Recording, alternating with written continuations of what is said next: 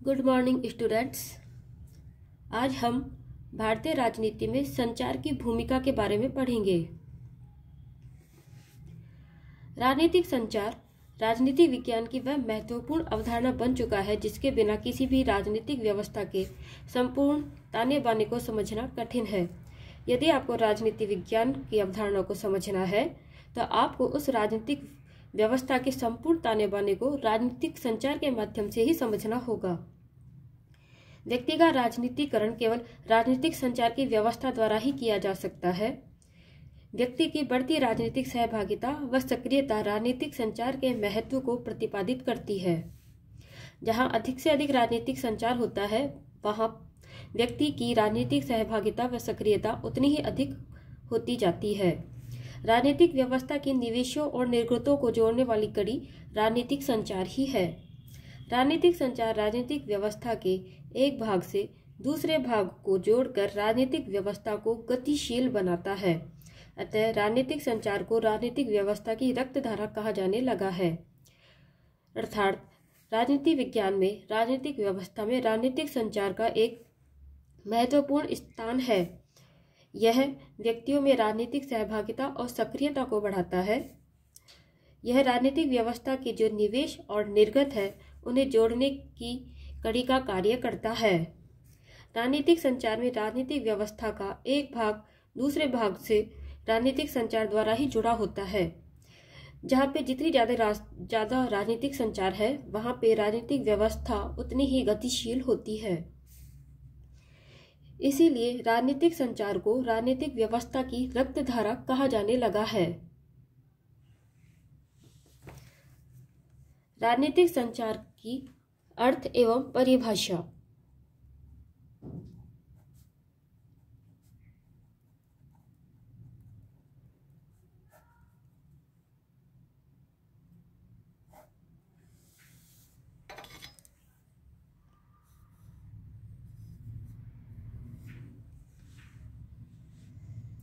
संचार को समझे बिना आप राजनीतिक संचार को नहीं समझ सकते।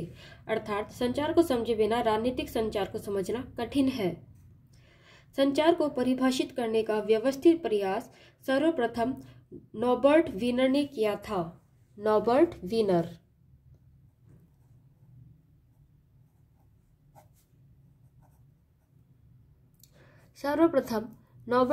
ने संचार और राजनीतिक संचार को परिभाषित किया।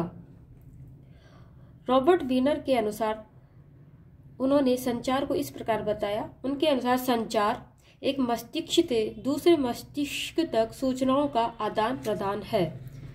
रॉबर्ट वीनर के अनुसार संचार एक मस्तिष्क से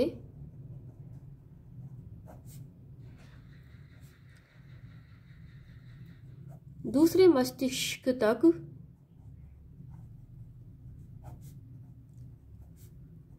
सूचनाओं का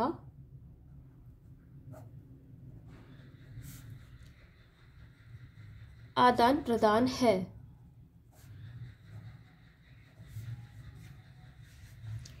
वीनर की राजनीतिक संचार की संकल्पना को राजनीतिक साइबरनेटिक्स भी कहा जाता है।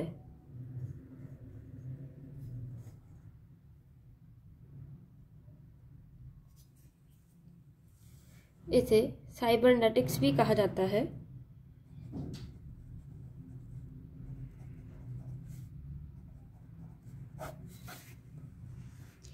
वीनर ने राजनीतिक संचार की संकल्पना को राजनीतिक साइबरनेटिक्स भी कहा है। साइबरनेटिक्स सूचनाओं के आदान प्रदान को ही इंगित करता है। अर्थात साइबरनेटिक्स में जो भी सूचनाएं हैं उनका जो आदान प्रदान होता है उसे साइबरनेटिक्स कहा गया है। राजनीति विज्ञान में प्रयुक्त संचार शब्द का अर्थ उस अर्थ से अलग है जिसका संबंध समाचार पत्रों, रेडियो और दूरदर्शन जैसे संचार साधनों से लिया जाता है। राजनीतिक संचार तो राजनीतिक व्यवस्था के एक भाग से दूसरे भाग तक मांगों और निर्गतों का गत्यात्मक संचरण है। यह राजनीतिक व्यवस्था के विभिन्न भागों को आपस में जोड़ता है। अर्थात राजनीतिक संचार की परिभाषा के अंतर्गत हम देखते हैं कि हमें पहले संचार को समझना होता है। संचार एक मस्तिष्क से दूसरे मस्तिष्क तक सूचनाओं का आदान प्रदान होता है। इसे साइबरनेटिक्स के रूप में भी जाना जाता है। रॉबर्ट वीनर ने राजनीतिक साइबरनेटिक्स भी राजनीतिक संचार को कहा है। राजनीति विज्ञान में राजनीतिक संचार का अर्थ है राजनीतिक सूचनाओं का एक मस्तिष्क से दूसरे मस्तिष्क तक आदान प्रदान होना। राजनीति विज्ञान में जब हम संचार शब्द का उपयोग करते हैं तो उसका संबंध साधारणतः समाचार पत्रों, रेडियो, दूरदर्शन जैसे संचार साधनों से नहीं लिया जाता। सामान्य शब्दावली में हम संचार से अर्थ समाचार पत्र, रेडियो, दूरदर्शन जैसे संचार साधनों से लेते हैं, लेकिन राजनीतिक संचार में समाचार पत्र, रेडियो और दूरदर्शन जैसे साधनों का उपयोग नहीं किया जाता। यह इन संचार के साधनों से भिन्न है। राजनीतिक संचार तो राजनीतिक व्यवस्था के एक भाग से दूसरे भाग तक मांगों और निर्गतों का गत्यात्मक संचरण है। राजनीति विज्ञान में राजनीतिक व्यवस्था जो होती है उसमें एक भाग का दूसरे भाग तक सूचनाओं का जो आदान प्रदान होता है वह राजनीतिक संचार है। ये सूचनाएं मांगों और निर्गतों के रूप में होती है। मांगे पर्यावरण से उठती हैं और निर्गत राजनीतिक व्यवस्था के द्वारा होता है। जब तक राजनीतिक व्यवस्था में एक भाग से दूसरे भाग तक मांगों और निर्गतों का संचरण होता रहता है तब तक राजनीतिक व्यवस्था गतिशील अवस्था में रहती है। राजनीतिक व्यवस्था में मांगों का उठना निवेश कहलाता है और निर्गत वे होते हैं जो राजनीतिक व्यवस्था में निर्णय के रूप में पर्यावरण में वापस आते हैं।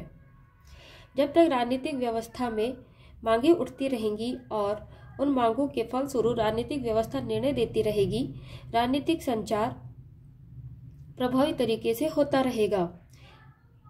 राजनीतिक व्यवस्था में ये जो आदान प्रदान है, राजनीतिक व्यवस्था में निवेश और निर्गत अर्थात निवेश मांगे और निर्गत निर्णय, इनका जो आदान प्रदान राजनीतिक व्यवस्था में होता है वह राजनीतिक संचार के रूप में जाना जाता है। जब तक राजनीतिक व्यवस्था में इनका आदान प्रदान होता है अर्थात मांगों और निर्णयों का या निवेश और निर्गतों का आदान प्रदान होता रहता है, तब तक राजनीतिक व्यवस्था में एक गतिशीलता रहती है। यदि पर्यावरण से निवेश अर्थात मांगे आना बंद हो जाए या फिर राजनीतिक व्यवस्था से उठी हुई मांगों या निवेशों के लिए निर्गतों का या निर्णयों का आना बंद हो जाए तो वह राजनीतिक व्यवस्था गतिशील नहीं रहेगी और उसमें राजनीतिक संचार भी सुचारू रूप से नहीं होगा, क्योंकि राजनीतिक संचार में रुकावट आ गई है। ये गतिशीलता तभी रहती है जब राजनीतिक व्यवस्था में मांगे आती रहें और उनके फलस्वरूप निर्गत भी होता रहे। राजनीतिक व्यवस्था में ये जो विभिन्न भाग है ये उनको आपस में जोड़ते हैं, अर्थात राजनीतिक व्यवस्था में निवेश और निर्गत के माध्यम से जो आदान प्रदान होता है उसके माध्यम से राजनीतिक व्यवस्था को यह आपस में जोड़ता है। अर्थात राजनीतिक संचार राजनीतिक व्यवस्था के विभिन्न भागों को आपस में जोड़ने का कार्य करता है।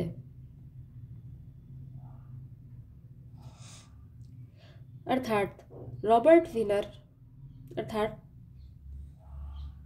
रॉबर्ट वीनर ने राजनीतिक व्यवस्था को एक भाग से दूसरे भाग तक सूचनाओं के आदान प्रदान के रूप में देखा है और इसे साइबरनेटिक्स के रूप में राजनीतिक साइबरनेटिक्स के रूप में परिभाषित किया है।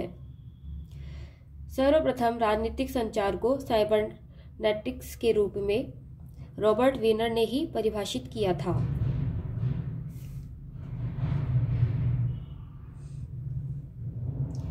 यह भारतीय राजनीति में संचार की भूमिका का पार्ट फर्स्ट है। इसमें आपने राजनीतिक संचार के बारे में पढ़ा, जिसमें आपने राजनीतिक संचार का अर्थ और परिभाषा को समझने का प्रयास किया है। धन्यवाद।